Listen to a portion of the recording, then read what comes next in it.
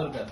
আমরা হলাম এই রামপুরা হাতিরঝিল ওলামা পরিষদের সকল নেতৃবৃন্দ এখানে আছে এবং রামপুরার তাবলীগের যত সাথী আছে, মূল সাথী যারা আছে, এরা সবাই এখানে আছে। আর আমরা যাদের বিরুদ্ধে দিতে আসছি সেটা হলো আমাদের এই তাবলীগের সাথী ভাই যারা ছিল আগে, এরপরে সাদ সাহেবের অনুসারী হয়ে কোরআন হাদিস অনুযায়ী যারা ভ্রান্ত সাব্যস্ত হয়েছে এবং 2018 সালে যারা ইস্তেমা ময়দানে সরকার আমাদেরকে অনুমোদন দেওয়ার পরেও এরা জোর করে ঢুকতে যায় আমাদের অনেক সাথীদেরকে আহত এবং নিহত করেছে।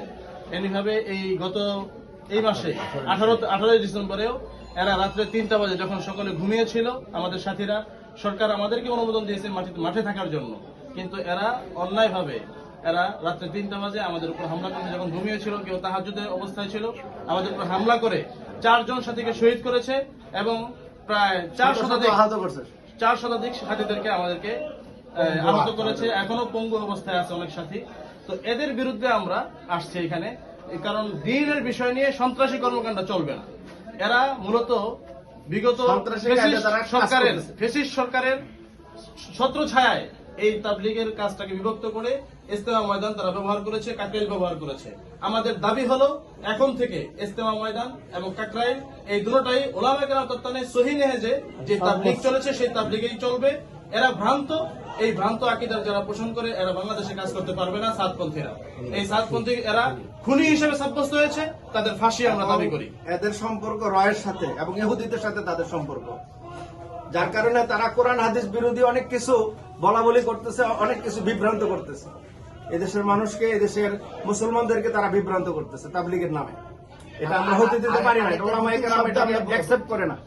আরেকটা জিনিস সংযুক্ত করছি যে উনি এক বাক্যে বোঝার জন্য, সেটা হচ্ছে যে ফ্যাসিস্ট সরকার যাওয়ার পর আনসার লীগ, রিক্সা লীগ দিয়ে বিশৃঙ্খলা সৃষ্টি করছে। এখন হচ্ছে এই সাদ লীগ, এটা সাদিয়ানিরা সাদ লীগ হিসেবে আসছে এবং তাবলীগের শান্তিপ্রিয় মেহনত সারা দুনিয়াতে এই দাওয়াতটা চলছে। ইহুদি নাসরা চাচ্ছে যে বাংলাদেশে বিশ্ব ইজতেমা বন্ধ হয়। কাকে ধরবে? ওই সাদ সাহেবকে ধরছে। সাদ সাহেব নিজে নিজে আমির দাবি করছে এবং নিজে নিজে তবলিগ কাজের বিভাজন করছে।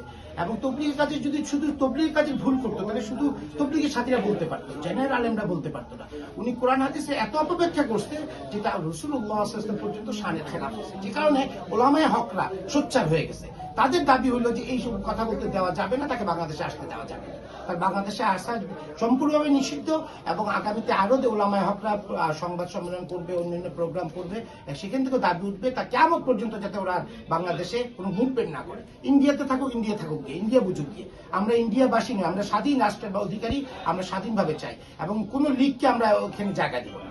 মতাদর্শ ভিন্ন হতে পারে কিন্তু দ্বীন ও ইসলাম এক, ওলামায়ে কেরামদের তত্ত্বাবধানেই চলবে। বর্তমানে তারা আওয়ামী লীগের সন্ত্রাসীদেরকে নিয়েও তারা এখানে আমাদের উপর হামলা করতেছে, বিভিন্নভাবে বিভ্রান্ত করতেছে এবং তাদের ইয়ার মধ্যে তারা যে বিভিন্ন ধরনের প্রোগ্রাম করে ওইখানেও ওই আওয়ামী সন্ত্রাসীদের তারা সাথে নিয়ে থাকে।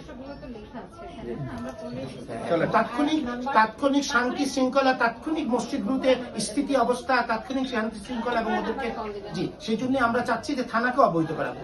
উচ্চ প্রশাসনের প্রয়োগ হয়েছে এবং থানার ওসি সাহেব এসপি সাহেবকে জানাবে, উনি ডিসি কে জানাবে, উনি ডিসি কে জানাবে যে না এইরকম সব জায়গা থেকে এই আওয়াজটা আসছে, তাহলে সর্বোচ্চ পর্যায়েও যাবে। আমাদের আরেকটা বিষয় আছে, সেটা হলো আগামী ইজতেমা একটাই হবে এবং উলামায়ে কেরামের তত্ত্বাবধানে হবে 31 জানুয়ারি এবং 1-2 ফেব্রুয়ারি।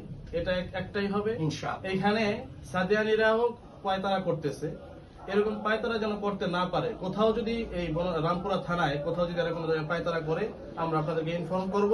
আপনারা সাথে সাথে এদেরকে একটু যেন অ্যাকশনে যান এবং তাদের কার্যক্রম এই বিষয়ে কার্যক্রম চালাইতে না পারে, এদিকে আপনাদের সহযোগিতা কামনা করি ইনশাআল্লাহ।